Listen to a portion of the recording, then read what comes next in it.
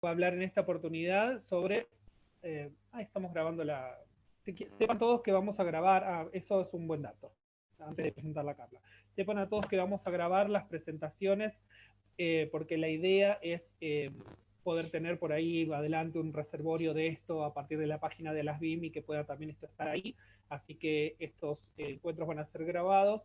Acepten para que puedan participar. Vieron que tienen que dar ahora el consentimiento a través de esta plataforma. Bien, para seguir con la parte más formal, les comentábamos, Carla Costa Benítez es técnica universitaria en medicina nuclear, graduada de la Facultad de Farmacia y Bioquímica de la Universidad de Buenos Aires, donde ejerció en diferentes cargos de docencia en esa casa de estudios. Actualmente coordina el equipo de diagnóstico por imágenes y es técnica del área de medicina nuclear convencional y tomografía por emisión de positrones de la Fundación Intecnus, así también como del Hospital Zonal de la ciudad de Bariloche.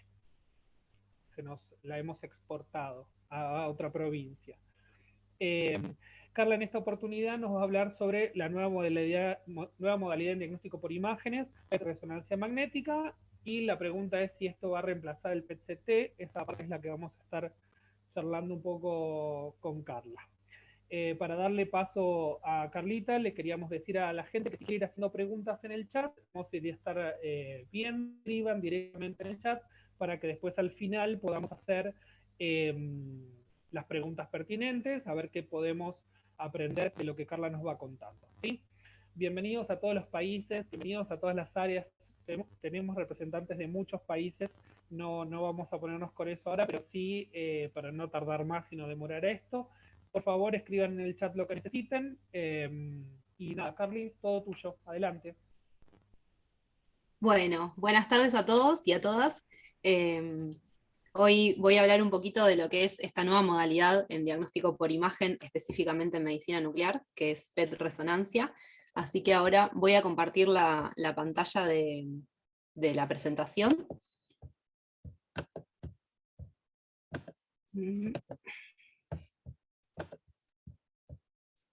Ahí voy, ¿eh?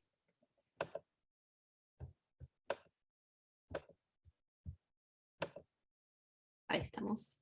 Díganme si se ve bien. ¿Se ve bien? Sí, Carly, se ve. Buenísimo. Bueno, voy a hablar un poquito de esta nueva modalidad, como les decía Mariano y como les introduje también, sobre diagnóstico por imágenes, específicamente en medicina nuclear, esta tecnología nueva de PET-resonancia, que combina la técnica, digamos, de resonancia magnética que nos ofrece y nos aporta un mayor contraste en tejidos blandos, y también en imágenes dinámicas, estudios con difusión y demás, que se digamos, combina con la parte de tomografía por emisión de positrones que ofrece esta información cuantitativa que nosotros ya conocemos de medicina nuclear, ¿sí? Entonces, en el caso nuestro, puntualmente en Fundación Intecnus, que es donde yo trabajo como técnica en medicina nuclear, contamos con un equipo que es un híbrido, un PET resonancia 3 Tesla, de General Electric, y es un equipo verdaderamente híbrido porque combina, ¿sí?, la parte de los detectores, de los anillos detectores del resonador, junto con el tomógrafo de PET. Entonces esto nos permite hacer en simultáneo la obtención de una imagen y la realización de un estudio, que no es lo mismo a diferencia de otros equipos que tienen primero, digamos, la tecnología de PET y a continuación el resonador, que permite la posibilidad de no mover al paciente, hacer las dos técnicas de imagen, pero no en simultáneo. ¿Sí? Esto es importante para la realización de estudios dinámicos, que no hay manera de hacerlo si no es al mismo tiempo. Bien. Bueno, les voy a comentar un poquito de cómo se programa un estudio de PET-resonancia. Inicialmente es muy igual a lo que es un PET-CT. Nosotros contamos con la carga de datos, digamos, del paciente, donde, no sé si se ve el cursor del mouse, podemos cargar la dosis del paciente Carly, exacta. Sí. lo que estamos viendo es el título, de no está en modo presentación. Ah, ok, entonces no vieron nada de lo anterior. No, nada. Ok. Bueno, puede malir sal. Vamos Claro. a probar de nuevo. A ver. Seguramente compartiste el PowerPoint. Sí, espera, entonces voy a salir del permiso, ¿eh? Un Salga, momento. salga tranquila.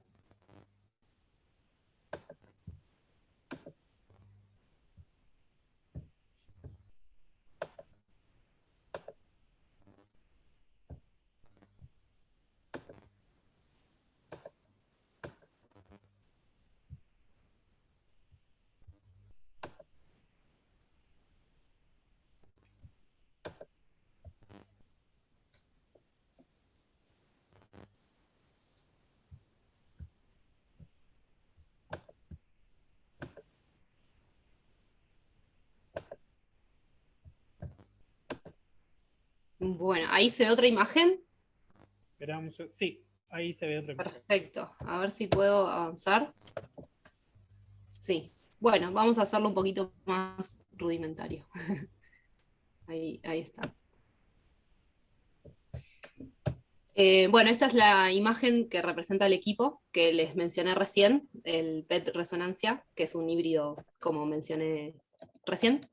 Y quería mostrarles un poquito de cómo programamos un estudio de PET resonancia, ¿sí? La carga de datos es muy similar a un estudio de PET-CT, donde colocamos la descripción del radiofármaco que vamos a utilizar, el volumen que se fraccionó de dosis, la actividad inicial con la hora y el día, la medición, digamos, de la jeringa en el momento previo a la administración del paciente y el posjeringa, como ya sabemos que realizamos en PET, y bueno, dependiendo del radiofármaco, en este caso si es flúor 18-FDG, vamos a colocar también el nivel de glucemia que tiene el paciente porque es condicional para hacer el estudio. En el caso de realizar una imagen, digamos, de cuerpo entero, nosotros tenemos, no sé si se ve mi cursor, esa era mi pregunta hace unos minutos. Bien, Sí se ve, nosotros Cami. tenemos, perfecto, la programación de las camillas, muy similar a lo que sería en PET-CT, donde si ustedes pueden observar, hay unas imágenes que representan las distintas partes del cuerpo, ¿sí? Como por ejemplo cabeza, pulmón, pelvis y miembros inferiores. Esto es muy importante a la hora de programar el estudio, porque en resonancia utilizamos, que más adelante les voy a mostrar, las antenas de señal que son justamente para captar la señal de radiofrecuencia del equipo y poder formar la imagen. Sin esta programación, si esto no condice con lo que vamos a hacer, digamos que estaría mal programado el estudio, ¿sí? Entonces, la manera de poder secuenciar esto es seleccionando desde el cursor de la camilla la imagen que vamos a hacer. Si es una localizada del cerebro, yo desplazo todas las demás y dejo solamente la camilla que voy a realizar. Y en el lateral externo, digamos de acá, tenemos una secuencia digamos, de resonancia dentro de lo que sería el PET. Esto también es importante porque tenemos un tiempo limitado para programar cada secuencia de resonancia dentro de lo que sería el PET, ¿sí? Por eso hablaba hace un rato de que es un equipo verdaderamente híbrido, porque no podemos hacer las cosas por separado, ¿sí? Tenemos que sí o sí programar las secuencias de resonancia en el tiempo que nos da la adquisición de PET. Acá se ve mejor un poquito cómo se programan las camillas. Esto es un fantoma. Y acá se ven las secuencias, que no sé si pueden observar, hay una sigla que dice PET-FDG, y dentro de esa están todas las secuencias de resonancia que se van a efectuar durante la adquisición de PET en simultáneo. Como les mencioné antes, para hacer la imagen de PET resonancia necesitamos justamente estos complementos de resonancia exclusivamente, que son las antenas de señal o bobinas, que se utilizan para recibir la señal de radiofrecuencia que emite, digamos, en el caso del equipo, para poder formar esta imagen. En el caso de PET resonancia, si es un cuerpo entero lo que vamos a hacer, un barrido cuerpo entero, vamos a utilizar la bobina neurovascular, que es esta, que justamente barre todo lo que es cabeza y cuello, y a continuación las dos de cuerpo entero, que sí o sí tienen que estar solapadas como se ven en esta imagen, porque si no se pierde la señal y no se puede formar después una imagen digamos, completa del cuerpo entero, ¿sí? Es muy importante a la hora de posicionar al paciente que las antenas estén bien colocadas. Después, por debajo del paciente tenemos la camilla, y la camilla también es una antena de señal que permite, digamos, captar la señal de la columna y toda la parte posterior del cuerpo. Bien, como ustedes saben, en tomografía por emisión de positrones en medicina nuclear, tenemos una dificultad que es la atenuación, ¿sí?, de los fotones. Nosotros necesitamos indefectiblemente realizar una corrección de atenuación en cada estudio de PET, que en tomografía se realiza con los mapas de corrección de atenuación y se reconstruye, digamos, de forma automática la imagen para poder fusionarla en el PET CT. En el caso de resonancia también tenemos mapas de corrección de atenuación, pero son distintos que los que construye y lo que reconstruye el equipo de tomografía, ¿sí? En el caso de resonancia lo que hacemos es utilizar dos métodos. Uno es la técnica Dixon, que es un mapa de corrección de atenuación que segmenta tejidos y utiliza las secuencias de gradiente eco, in-phase y out-phase, que están potenciadas en T1, T2, específicamente para tejidos blandos, agua, aire y pulmón, ¿sí? Esto es importante porque excluyen lo que es el tejido óseo, ¿sí? Y se van a generar por regiones, como mencionaba hace un ratito lo de las camillas, se van a seccionar por regiones de cabeza y cuello, de tórax, abdomen y miembros inferiores. Cada estructura anatómica de nuestro cuerpo va a tener una señal de radiofrecuencia totalmente distinta a otras estructuras anatómicas, y esto es importante para generar estos mapas de corrección. Otro método que también se utiliza es el Atlas, que es un registro promedio que incluye el tejido óseo como una tomografía y se ajusta al tamaño del resonador, o sea, al tamaño de un mapa de resonancia magnética. Entonces genera un mapa de corrección de atenuación muy, muy similar al que se produce en la tomografía computada. Esto es importante también mencionar que son formados por paciente y de forma automática en el equipo, ¿sí? Nosotros después lo que hacemos es fusionar las imágenes. Bueno, acá les traigo un ejemplo de lo que sería un mapa de corrección de atenuación en la tomografía de PET con la fusión de CT, que se ve claramente el tejido óseo realzado, o sea, se ve perfecto, ¿sí? Y el mismo paciente en un PET resonador. Cómo se diferencia esto del tejido óseo es súper importante, porque el mapa es totalmente distinto, ¿sí? Y estas son las secuencias que utilizamos en resonancia para generar estos mapas de corrección de atenuación, que son las que mencioné recién, las LAVA, Outphase e Inphase, y la FAT y la Water. Bueno, les voy a hablar un poquito de los protocolos que utilizamos en PET resonancia hasta el momento en la práctica que tenemos, en base a los radiofármacos que podemos conseguir, porque como ustedes saben, bueno, en Río Negro, en Bariloche, no tenemos todavía funcionando un ciclotrón, con lo cual dependemos de la producción del radioisótopo de Buenos Aires, que lo envíe por vía aérea por el tema de la vida media del radioisótopo.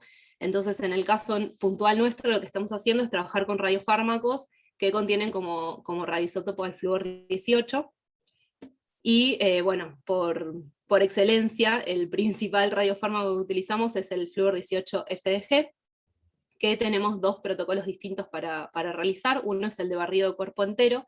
En el caso de este protocolo, para hacerlo en PET resonancia, lo que hacemos es reducir la dosis de administración de radiofármaco a un 50%, ¿sí? Porque aumenta la sensibilidad del equipo de PET resonancia y nos permite bajar la dosis por paciente. Esto es súper importante a la hora de programar los estudios, porque bueno, estamos corriendo con una ventaja enorme, que es la reducción de la dosis del radiofármaco, y por otro lado la reducción que no hay dosis de irradiación del tomógrafo, ¿sí? En caso de un PET-CT, que sí estamos irradiando al paciente. Entonces, lo que hacemos es administrar el radiofármaco al paciente, y esperamos una hora, igual que en un protocolo de PET-CT, para hacer la adquisición. La adquisición es de las camillas que les mencioné recientemente, un cuerpo entero estándar, digamos desde calota hasta el tercio superior de muslo, y se van a realizar todas las secuencias de resonancia en coincidencia con el barrido de PET, ¿sí? Esta duración aproximada puede ser de 1 hora, hora y cuarto, y siempre va a depender de que el paciente contribuya, digamos, con el estudio, que no se mueva, que no tenga ganas de orinar y demás. Una vez que terminamos, digamos, con la adquisición de PET rezo, vamos a hacer secuencias en función de lo que el médico informante o que el médico que esté en el servicio necesite incorporar sobre la patología del paciente, ¿sí? Esto puede llegar a durar unos 30 minutos o 1 hora más, dependiendo de la región a evaluar, ¿sí? Muy bien. Otro protocolo que utilizamos, también con Fluor 18-FDG, es la localizada del cerebro, que es para patologías como parkinsonismo o, digamos, deterioros cognitivos que pueden llegar a tener los pacientes. En este caso hemos optimizado este protocolo. Anteriormente estábamos utilizando una dosis que era de 0,055 milicuries por kilo del paciente, y ahora la logramos bajar a 0,0275 milicuries por kilogramo del paciente. Esto es porque hemos optimizado el protocolo y realizamos la adquisición de imágenes de una forma más temprana que la que hacíamos antes, que es a los 30 minutos de inyección. Entonces, el paciente es importante que se encuentre en una habitación con cero estímulo, digamos, con la luz apagada, digamos, aislado de ruidos y demás, que nadie le hable, que no esté con el celular, para justamente estar en armonía y que no se generen estímulos en el cerebro, ¿sí? Entonces, una vez que pasa al equipo, se realiza la camilla de digamos, la adquisición de la camilla de PET junto con las secuencias de resonancia de cerebro, ¿sí? Y aproximadamente puede llegar a durar unos 30 minutos, más o menos, también dependiendo de la contribución del paciente. Lo que hacemos es, como ustedes vieron las antenas que utilizamos para captar la radiofrecuencia, es tratar de pasar al paciente un poquito antes, ¿sí? Del tiempo de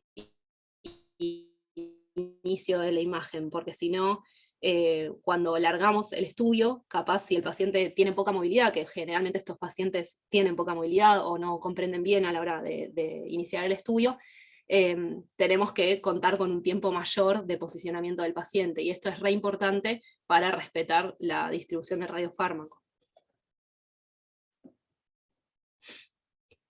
Otro estudio que estamos realizando, que lo hacemos eventualmente cuando podemos conseguir el radiofármaco y los pacientes para hacerlo, es Fluor Dopa, ¿sí? Para pacientes que tienen Parkinson principalmente. A diferencia de la Fluor FDG, la Fluor Dopa lo que permite es justamente identificar los pacientes que tienen Parkinson, ¿sí? Se le administra al paciente por vía oral un comprimido de carbidopa y se dejan pasar 60 minutos hasta la inyección del radiofármaco, que es Fluor 18-dopa. Una vez que administramos el radiofármaco, a los 60 minutos, es decir, ya pasaron 2 horas desde que inició, digamos, que ingresó el paciente al servicio. Una vez que pasa ese tiempo, se empieza con la adquisición de imágenes, que es muy similar a la de Fluor 18-FDG. También se va a realizar una camilla de PET en coincidencia con las secuencias de resonancia. Lo importante de esto es que la dopa es un precursor de la dopamina, entonces nos permite identificar las áreas del cerebro que no están, digamos, funcionando y que no están siguiendo las vías dopaminérgicas. Entonces, en este caso, los pacientes con Parkinson van a tener una hipocaptación del radiotrazador, a diferencia de la FDG, que es una hipercaptación, lo que genera la identificación de una patología. Una vez que terminamos, digamos, con las secuencias de PET rezo, si es necesario agregar alguna secuencia más de resonancia, se hace a continuación, lógicamente preguntándole al paciente o evaluando si no se movió, si no hay que repetir nada. Y bueno, de nuevo es importante que el paciente esté con la luz apagada, sin estímulos y demás, para que la captación sea correcta, ¿sí? Aproximadamente puede llegar a durar unos 30 a 40 minutos el estudio, y bueno, se realiza específicamente con este tipo de pacientes. Otro protocolo que utilizamos fue Fluor 18 colina para evaluar nódulos y determinadas patologías paratiroideas. Al paciente se le administra el radiofármaco y a los 5 minutos se le hace una localizada, ¿sí?, de cabeza y cuello en el equipo de PET resonancia. Y después se hace un barrido de cuerpo entero a la hora de la captación. Bien, ahora voy a mostrar un poquito de imágenes que pudimos obtener con esta nueva tecnología y comparar un poquito también lo que sería el mismo estudio realizado con PET-CT. Muy bien. Esta es una paciente que vino para hacerse un estudio de PET-CT, de PET-resonancia, perdón, con fluorcolina. Es una paciente de 53 años, de sexo femenino, que se le administró una dosis de 3,3 milicuríes y asistió inicialmente por un adenoma de paratiroides que no fue localizado, y ella ya tenía un antecedente de cáncer de mama izquierda que fue diagnosticado en el 2017. Esta es una imagen sagital de lo que es la imagen de resonancia, el PET y digamos, la fusión de ambas tecnologías, donde se puede localizar el nódulo que sí efectivamente era positivo en el estudio, ¿sí?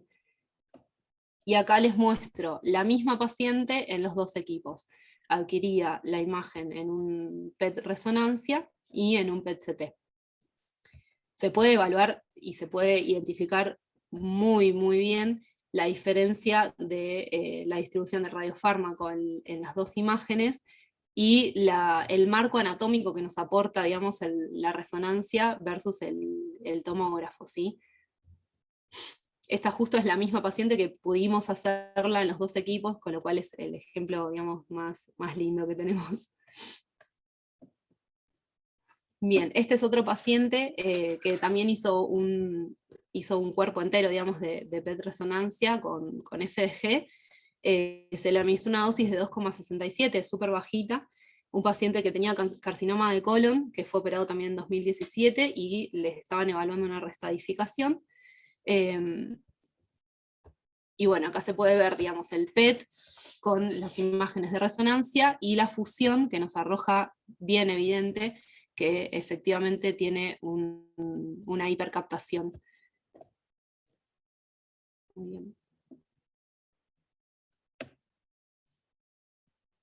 Y del mismo paciente, que meses atrás se había realizado un PET-CT, 6 meses anteriores,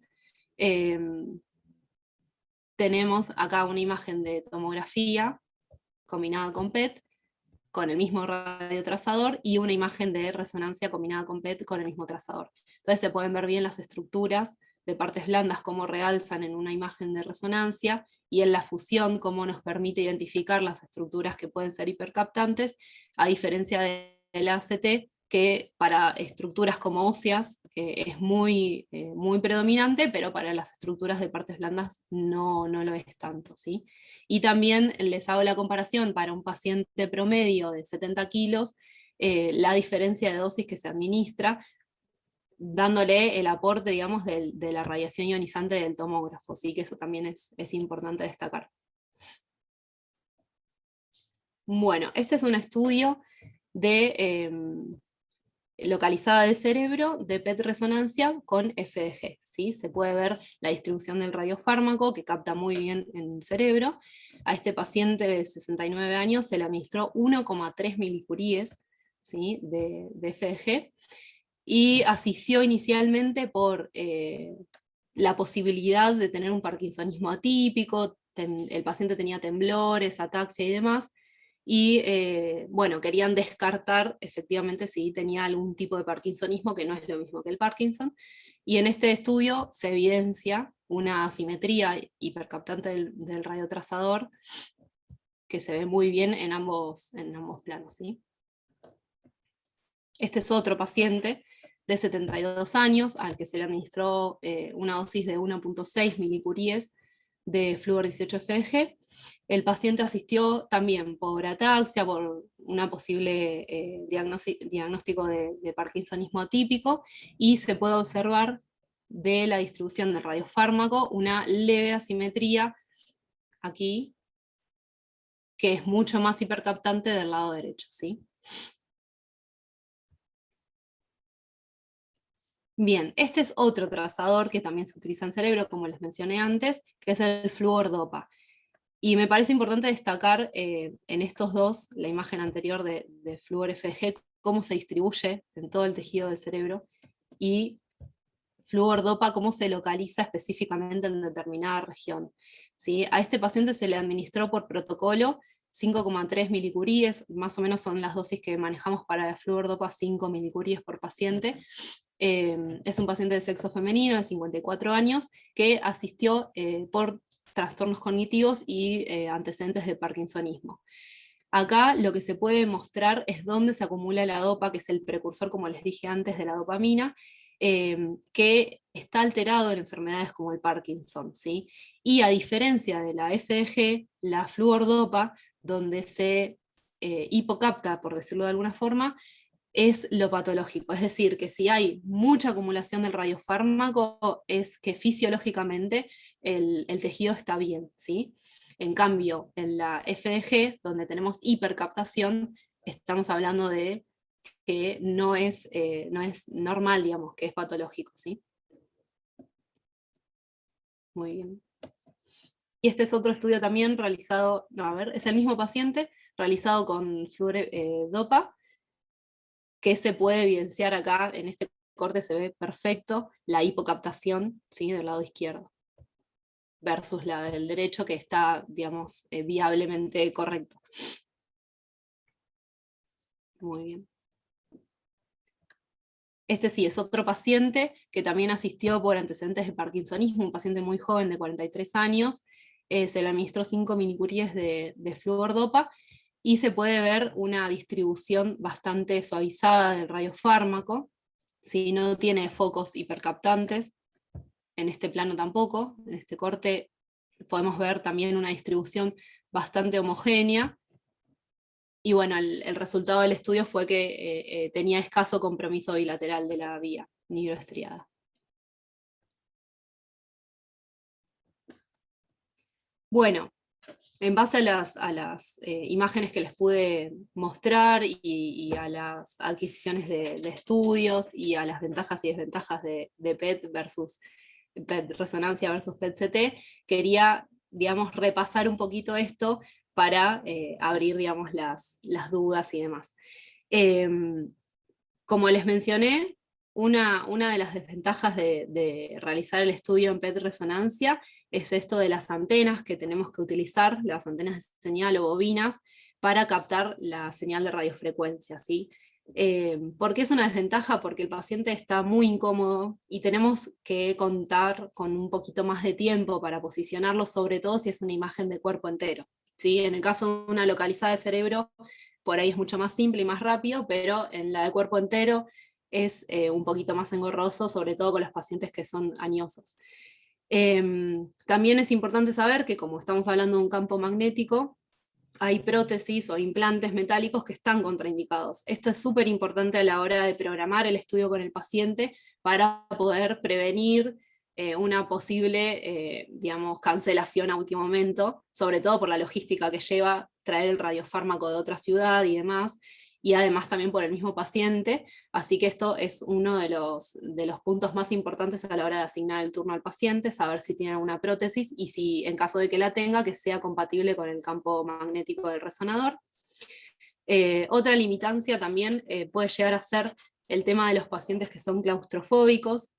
¿Sí? El equipo es bastante cerrado, bueno, además de que los ruidos que emite el equipo son también predominantes, entonces puede generar alguna incomodidad en los pacientes que son muy, muy claustrofóbicos. Esto eventualmente se puede charlar con el paciente y se puede premedicar, o se puede tener una entrevista previa para que efectivamente pueda hacer el estudio y no sea una condición, pero bueno, hay que estar atentos también. Y bueno, otra limitación es la duración del estudio, como les venía mencionando en los protocolos anteriores, en un promedio de barrido del cuerpo entero, en un PET resonancia podemos llegar a tener al paciente hasta 2 o 2 horas y media, y en un PET-CT un estudio puede llegar a durar 20 minutos, 30. Y hablando un poco de las ventajas de lo que es un estudio realizado en un equipo de PET resonancia, Como les mencioné y les hice la comparación, hay una gran reducción de la dosis de radiación que recibe el paciente, porque bueno, estamos hablando de un campo magnético que no utiliza radiación ionizante. Respecto al radiofármaco, también tenemos una reducción de un 50% o más, ¿sí? Por la sensibilidad del equipo, con lo cual esto también es importante, sobre todo en los pacientes oncológicos que se realizan estos estudios de una forma habitual, cada 6 meses, o cada 3, o dependiendo de sus tratamientos. Entonces es importante también pensar en la reducción de la dosis que recibe el paciente. En el caso de la imagen, digamos, de la calidad de imagen que obtenemos, para aquellas patologías de tejidos blandos, es súper importante realzar esto de la resolución diagnóstica que tiene la resonancia magnética en, por ejemplo, patologías como cáncer de colon, las que vimos, digamos, neurológicas, tumores de cabeza y cuello, y demás, ¿sí? Es decir, que las estructuras de partes blandas que por ahí se realizan en un estudio posterior a un PET-CT, y se envía al paciente a hacer una resonancia para después ir comparando, es importante poder fusionar y, digamos, unificar como 2 en 1 el estudio y no exponer al paciente a tantas, digamos, tantas adquisiciones de imágenes, tantos estudios y demás. Así que bueno, quería también mencionar, que no lo puse, que a los fines, digamos, de costo-beneficio, es importante también pensar que si estamos teniendo a un paciente para hacer un barrido de cuerpo entero en un equipo de PET resonancia aproximadamente 2 horas, y en un PET-CT nos lleva unos 20, 30 minutos, es importante también destacar eso, que a los fines rentables de la realización de los estudios puede llegar a no ser tan ventajoso el uso del PET de resonancia. Entonces, capaz es mejor realizar una localizada que nos va a aportar un montón de marco anatómico en cuanto a los tejidos blandos, y no hacer un barrido de cuerpo entero donde tenemos al paciente 2 horas dentro del equipo. Bueno, la pregunta del día es si se podrá reemplazar a un PET-CT con un PET de resonancia.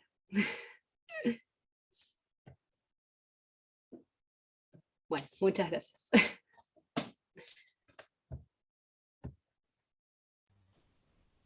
Gracias a vos, Carly, por todo, las imágenes, por la muestra, por el expertise. Muy bien. Bueno, me quería apurar para abrir las preguntas. Muy bien, se van animando ahí, empiecen a preguntar abajo lo que quieran para que Carly vaya. Mientras tanto yo voy haciendo las mías, porque yo tengo preguntas. Claro, yo no hice, no tengo experiencia, todo lo que he aprendido de PET resonancia me lo enseñó esta niña, así que no he leído. Así que vamos a preguntar. Primero me llama la atención, Carly, un poco esto del operativo que vos planteabas, de trabajar con un paciente en un estudio tan largo. Entonces, digo, tuvieron que suspender estudios porque no pudieron hacerlo, porque no se aguantó porque en PET-CT ya nos pasa, que tenemos que suspender estudios. Digo, yo no sé si me lo haría, ¿entendés? Mi planteo es ese. ¿Te ha pasado que dijeron, bueno, no, hasta acá llegamos, esto no pasa, no puede pasar, el paciente no aguanta? Lo que nos pasó es que con las 2 pruebas que hicimos, digamos, de cuerpo entero en resonancia, un paciente nos llevó 4 horas, y estábamos obviamente iniciando esta puesta en marcha del protocolo, tratando de, bueno, unificar criterios y demás, y realmente fue muy engorroso para el paciente. No tenía, digamos, retención de la orina, también necesitaba descansar un poco de estar tanto tiempo en el equipo. Entonces, en función de esta experiencia que tuvimos, nos vimos en la necesidad de reducir la realización de estudios a regiones localizadas puntuales. Es decir, si un paciente asiste por un cáncer en vejiga o en el recto, poder darle la posibilidad de hacer una localizada en el PET resonador, pero sin la necesidad de exponerlo a un estudio tan largo como de 3, 4 horas dentro del equipo, ¿no? Porque estamos hablando de que ya sabemos que son estudios que son largos, porque el paciente está en el inyectorio 1 hora esperando que se distribuya el radiofármaco. en algunos protocolos, pero ya que esté 3 horas dentro de un equipo es demasiado. Claro, sí, un montón. Y también pensaba en esta misma línea, mencionaste que algunos pacientes, bueno, al premedicarlos por su posible claustrofobia y demás, digo, ¿utilizan anestesia o están hablando de otro tipo de medicación para calmar el sistema nervioso central, digamos? ¿De qué estamos hablando? Hay pacientes que están súper cancheros y ya, digamos, hablan con sus médicos y vienen con algún medicamento que tomaron en el día para estar relajados y tranquilos sin necesidad de caer en una sedación. Claro, Después hay otros pacientes, me pasó con una sola paciente que no pudo realizar un PET-CT, o sea, no estamos hablando del equipo de resonancia, entonces con ella reprogramamos el estudio y lo realizamos con anestesia. Existe esa posibilidad, tenemos la posibilidad de hacer un estudio bajo anestesia. Realmente desde la experiencia no lo hemos hecho en PET resonancia, así que veremos si sucede y si surge la necesidad, se podrá charlar y conversar. bien, bien. Isma, que estabas con las preguntas, a ver Sí, exacto. qué tenemos Bueno, por ahí. antes que nada, agradecerle a Carla por esta magistral presentación. La verdad que es algo sumamente útil poder bueno, escuchar su experiencia en cuanto a las ventajas y desventajas de esta nueva técnica, ¿verdad? Paso a leer alguna pregunta para no extenderme yo en elogios. Bueno, Ruth Vázquez está preguntando qué experiencia tienen en cardiología, ¿verdad? Y también extiende la pregunta de si los tubos fotomultiplicadores quedan afectados por el campo efectuado, el campo levantado por la resonancia, ¿verdad? Bueno, inicialmente no tenemos experiencia en estudios cardiológicos, no hemos realizado ninguno en PET resonancia. Estimo que sería una muy buena posibilidad porque justamente los estudios cardiológicos en resonancia son muy hermosos, pero no tenemos la experiencia en eso. Y respecto a los tubos fotomultiplicadores, sí son compatibles con el resonador, se han desarrollado tecnologías que pueda justamente no verse afectada por el campo magnético de la resonancia. Y en este caso me parece importante esta pregunta porque cuando yo hablé de la sensibilidad que nos permite reducir la dosis de administración de radiofármaco al paciente, tiene que ver con esto, con estas nuevas tecnologías que desarrollaron los tubos fotomultiplicadores del tomógrafo de PET dentro del campo magnético del resonador para que no interfiera en la imagen y que se puedan realizar justamente son más sensibles, entonces nos permiten reducir la dosis del radiofármaco del paciente. Claro, claro, claro. Bueno, Elías Araya está consultando si se considera que el PTRM puede ser óptimo para el seguimiento de pacientes respecto a la evolución del tratamiento o si se considera que es de todas maneras útil utilizar el PTRM para estadificar y luego hacer controles con PET-CT. Me parece que es súper importante, digamos, el aporte de la resonancia magnética. La realidad es que también estamos entrando un poco en la experiencia de lo que nos lleva todo el tema de la programación del estudio respecto a las autorizaciones, las obras sociales y demás, que a eso me refería hace un ratito cuando dije si era rentable o no era rentable. Entonces, creo que para una estadificación inicial puede sumar un montón en determinadas patologías. Lógicamente estamos en desventaja respecto a lo que sería una patología de pulmón o alguna metástasis ósea o algún cáncer de hueso, pero en patologías de partes blandas como páncreas, para evaluar cáncer de mama y demás, ahí sí podría ser algo muy ventajoso ir y provechoso para el paciente y que después se haga un seguimiento con PET-CT. Pero dejo la puerta abierta porque realmente es algo que todavía no, en la práctica no lo estamos pudiendo desarrollar con mucho tiempo, digamos. María Supongo, Cecilia Boni Plaza nos acerca la pregunta de de cuando programan el estudio de cuerpo entero, ¿cuánto tiempo se le da por cada rango de exploración, por cada camilla a cada una de las partes? Bien, a diferencia de lo que es un PET-CT, tenemos, por ejemplo, para programar la localizada de cabeza y cuello en un flúor DOPA o en un flúor FDG del cerebro, tenemos 30 minutos de camilla de PET y dentro de esos 30 minutos de camilla de PET tenemos que ir programando rápidamente las secuencias de resonancia. Si alguna secuencia de resonancia que está incluida en la camilla de PET queda por fuera de ese tiempo, o sea, no se llegó a programar. Me refiero a programar, posicionar según el localizador del adquirido del resonador, las imágenes de la secuencia específica de resonancia. Si no se llegó a realizar, nos queda por fuera del PET. Y esto es una complicación porque cuando yo dije que era un híbrido, es realmente un híbrido. No es que primero se hace la imagen de tomografía y después se hace el PET. Se hace todo en simultáneo, con lo cual tenés que hacerlo rápido, digamos.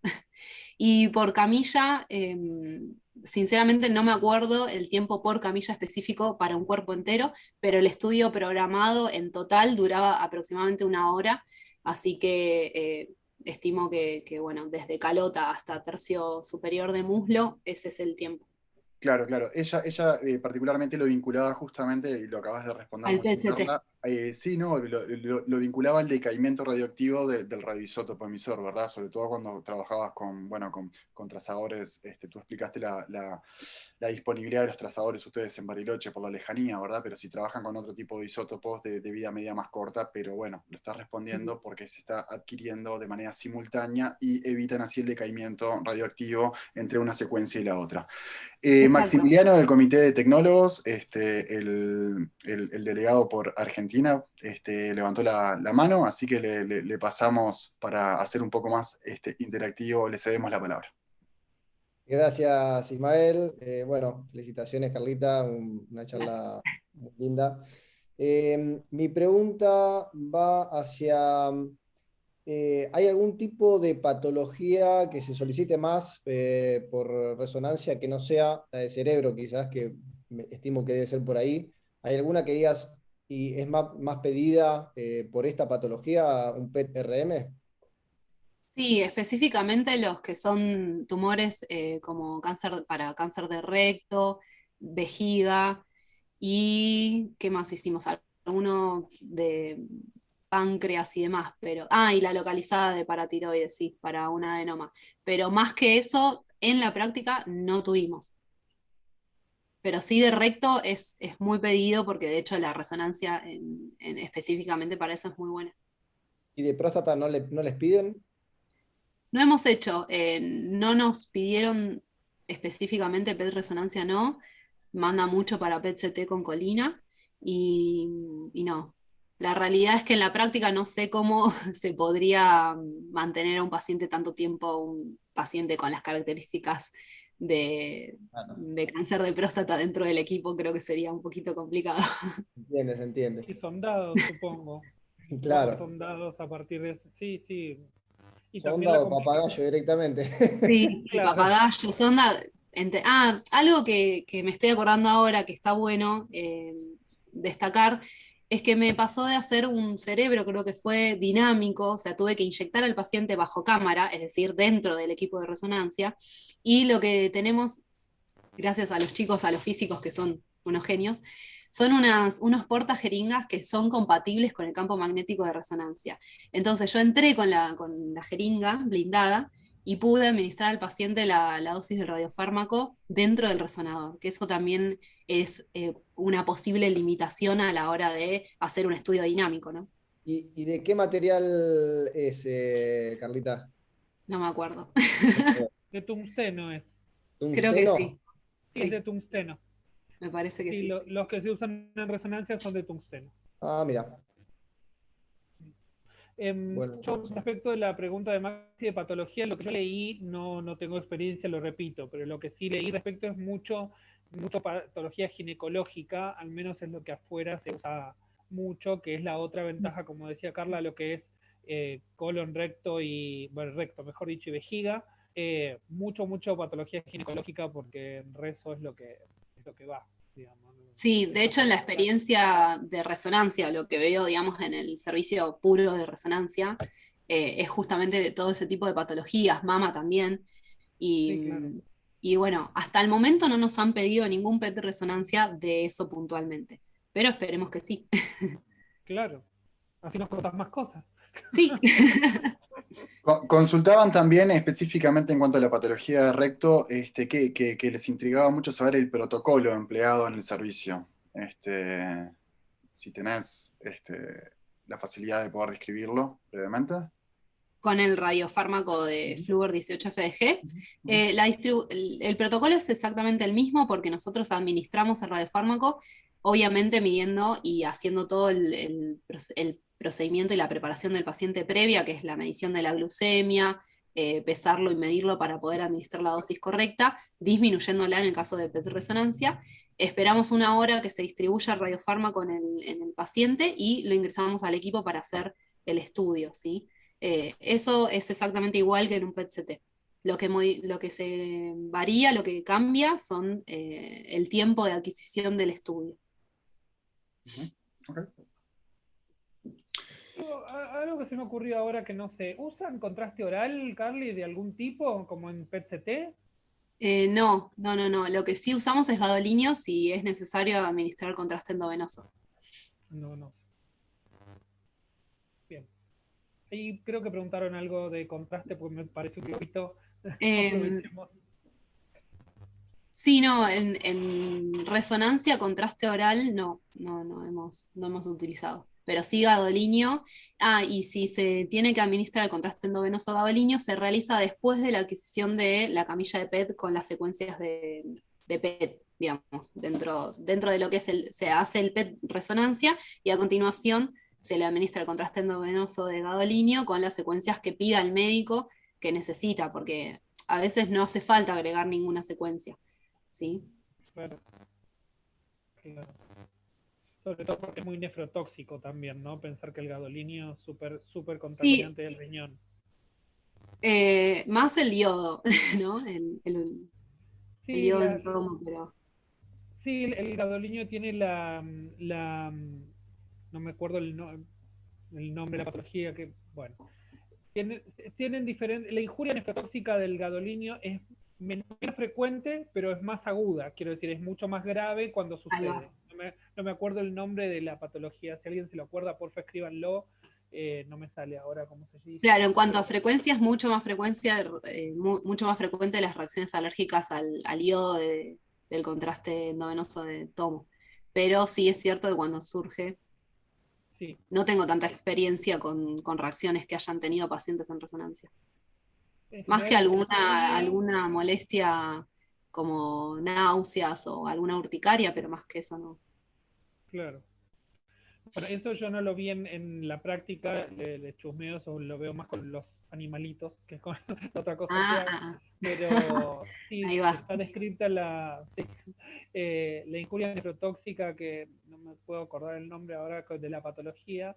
El gadolinio es mucho más nefrotóxico, te hace bolsa el riñón, mucho más que el yodo, pero eso no se da cuenta uno, ¿no? Porque como es sistémico, pasa a través del cuerpito, uno no tiene algo y se nota. Fibrosis renal, no, María, no era la fibrosis renal, pero ya me va a salir. Les prometo que si me sale antes de que termine la charla les cuento cómo se llama. ¿Tenemos más preguntas? Sí, tenemos una pregunta de si se considera útil complementar un estudio PTRM con una tomografía de tórax o consecuencias pulmonares más PET pulmonar gatillado, si lo toman suficiente en cuanto a la evolución del parénquima pulmonar, ¿no? Sí, definitivamente. De hecho, PET resonancia es deficiente en lo que sería todas las patologías pulmonares, así que definitivamente se tendría que correlacionar con un PET-CT o con una tomografía de tórax.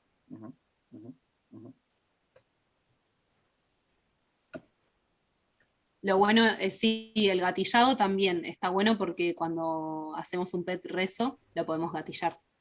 Igual el PET-CT también se puede gatillar, pero no en la parte pulmonar, no en la respiratoria. Bueno.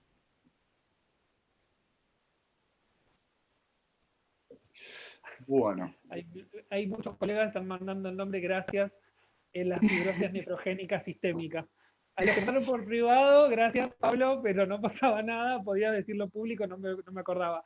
Sí, es la fibrosis nefrogénica sistémica, que es mucho más grave, generalmente ocurre entre las 24 y las 48 horas posteriores a la administración del gadolinio, y bueno, nada, es mucho peor que la del yodo, pero es menos frecuente, pasa muy poquito menos.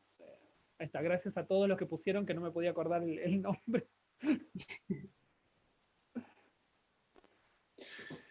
Bueno, muy bien. Si la audiencia tiene algún otro tipo de comentario o preguntas, hay muchos participantes que por supuesto están felicitándote por la excelente disertación y agradeciendo este espacio también. Bueno, muchas gracias a todos por también brindarme el espacio y por invitarme a poder compartir desde la experiencia. Desde ya, bueno, son cosas que van a ir aprendiéndose en la práctica, todavía nos falta un montón por recorrer y creo que muchas de las preguntas se van a ir resolviendo en los próximos años. Ujú. Sí, sí, claro. Gente, gracias por el espacio, por la participación. Bueno, a Carla la vamos a agradecer siempre por haber sido esto, eh, por haber sido nuestra primera invitada, la que tenemos acá eh, acompañando a esto. Les quería decir una cosa para finalizar. Este espacio se va a repetir una vez al mes, excepto en los meses de verano de diciembre, enero y febrero, y excepto en el mes de congreso que se va a dar una vez cada 2 años. Nos toca el mes de congreso en septiembre, así que en septiembre no va a estar este evento, pero ahí Ismael nos va a compartir el evento del mes que viene, que lo va a compartir una doctora en química, que es la doctora Ana Rey, que es de Uruguay, y ella nos va a hablar sobre buenas prácticas en radiofarmacia hospitalaria. Lo estamos organizando con el Comité de Radiofarmacia, ¿sí?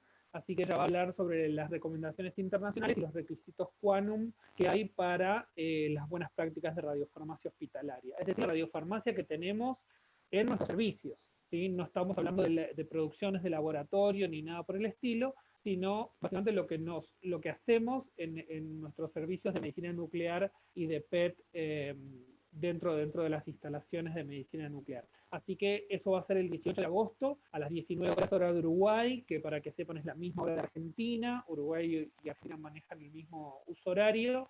Les vamos a partir de hoy a hacer esta invitación y les van a empezar a llegar a los correos que nos mandaron esta invitación para la charla de Ana del próximo mes. Así que va a estar súper interesante porque la verdad es que creo en lo personal esto, hay un cambio en la forma de acercarnos a las radiofarmacias hospitalarias, hay una forma de ver eso con los ojos que necesita ser visto, como que es la producción de medicamentos, ¿no? Y esto de ser el elaborador dentro de las áreas específicas, al menos los que nos tocan en Argentina, en Uruguay y en muchos otros países donde somos elaboradores adentro de los servicios. Así que, bueno, les queríamos compartir este espacio. Ana lo va a compartir en agosto. En septiembre no tenemos y retomamos en octubre con otro de los comités asesores para que van leyendo las informaciones y demás. Bien. No sé si alguno quiere compartir algo, Isma, Nico, Maxi. Agradecer desde el Comité de Educación Continua de las BIM, ¿verdad? Por la participación y el interés demostrado a cada uno de los participantes en este evento y bueno, convidarlos como tú ya lo has hecho a los próximos venideros. De mi parte también, bueno, por supuesto ya está más que expresado, agradecerle a Carla, al Comité de Tecnólogos, a cargo, bueno, del coordinador Nicolás Falero y de Maximiliano como secretario, y al resto de los compañeros por haber tomado la posta de este primer ciclo de conversatorios, ¿verdad? Así que de mi parte, eso, agradecer y ponernos en contacto de acá en más. En el chat quedó, si bien ya les ha llegado el correo por parte nuestra, quedó la manera de comunicarse con el Comité de Educación Continua y sería bueno también ahora poder acercar el correo electrónico del Comité de Tecnólogos, ¿verdad? En la página de las BIM, sepan que existe, hay una página de las BIM, búsquenla en internet, a las BIM. Están nuestros nombres, están los correos de los comités, creo que están, creo. ¿No? Eso es algo que también está cambiando hace muy poquito, la página se modificó, cambió de host. Bueno, la realidad de tener una sociedad multinacional a veces es complicada, pero ahí Ismael les puso la página, para que eso se está actualizando y sepan que ahí va a empezar a haber más información y en principio es un espacio para compartir y todos los países están invitados, así que nada, estamos todos a su disposición. Bueno, nada, Nico, ¿querés saludar? Sí, bueno, primero que nada agradecerles nuevamente tanto a Ismael como a vos, Marian, por esta iniciativa, creo que por demás importante que han tenido. resaltar que, como tú dijiste al principio, hemos tenido la suerte de contar con colegas a todo lo largo y ancho del continente, y eso es algo no menor y súper importante. E invitarlos a hacer énfasis en que se vuelvan a conectar el próximo mes para la próxima disertación que va a haber a cargo de la doctora Ana Rey, porque creo que es la manera francamente más importante y una herramienta muy, pero muy potente que tenemos para poder conectarnos entre todos, para poder intercambiar experiencias, para poder intercambiar conocimiento y sobre todo para poder ayudarnos. Somos un continente relativamente pequeño en donde tenemos realidades muy distintas entre los diferentes países y entre los diferentes centros, y eso hace todavía más importante la necesidad de estar en comunicación constante. Así que nuevamente, en nombre del Comité de Tecnólogos, en nombre también de la BIM y en nombre mío personal, muchas gracias a todos por estar. Bueno, gracias, Nico. Antes de irnos, les quiero pedir, si tienen ganas, si están por ahí, prendan sus cámaras, así hacemos una captura de pantalla de este momento y podemos tener nuestra primera disertación de conversatorio acá compartida.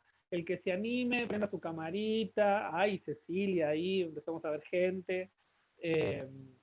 María José, bienvenida. María José, en Mendoza también hay otro PET resonancia. Leí tu pregunta por ahí. Entonces, hay dos, en Argentina hay dos.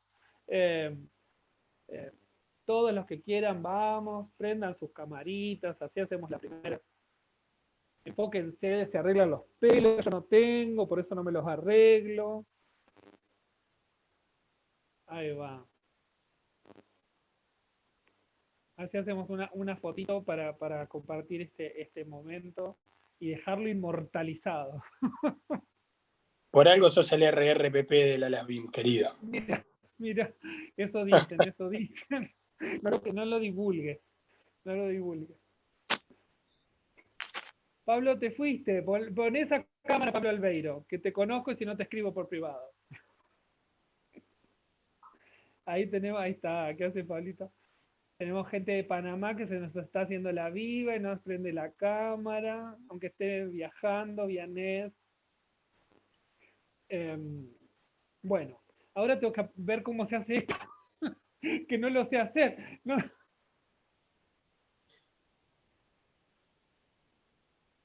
Ahí está Elías, que es después. No sabía que eras después, Elías. Ahí está la respuesta para otro de los colegas que había preguntado. Por eso preguntas tanto de resonancia. Vos tenés más experiencia. Te podías haber respondido tus propias preguntas, Elías. No sé si más experiencia. Solamente quería comparar y ver si estamos más o menos en la misma sintonía. Me pareció súper linda la charla y muy, muy bien explicada. Seguramente después, mira, Carla y vos se pueden poner en contacto, se pueden conocer y podrán aportar mutuamente un montón de cosas de la experiencia. Me encantaría. Tanto en Questment Después, como lo que están haciendo en cosa, Intec. nos ponemos de acuerdo, les podemos mostrar lo que tenemos en nuestro servicio y seguramente será interesante ver lo de ustedes. Totalmente, totalmente. Intercambiar conocimiento es bienvenido siempre. Muy bien, ya tenemos el primer contacto hecho.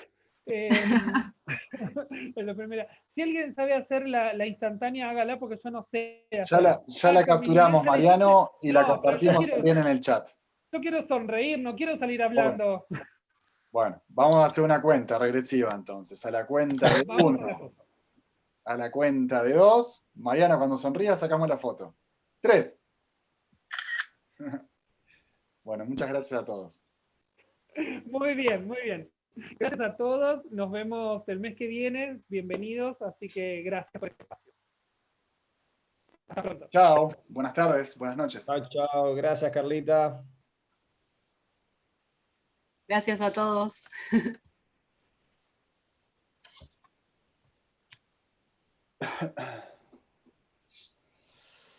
Bueno, muy bien. Muchas gracias, Carla, Nico, Mariano. A vos, amigo. Chao, Elías.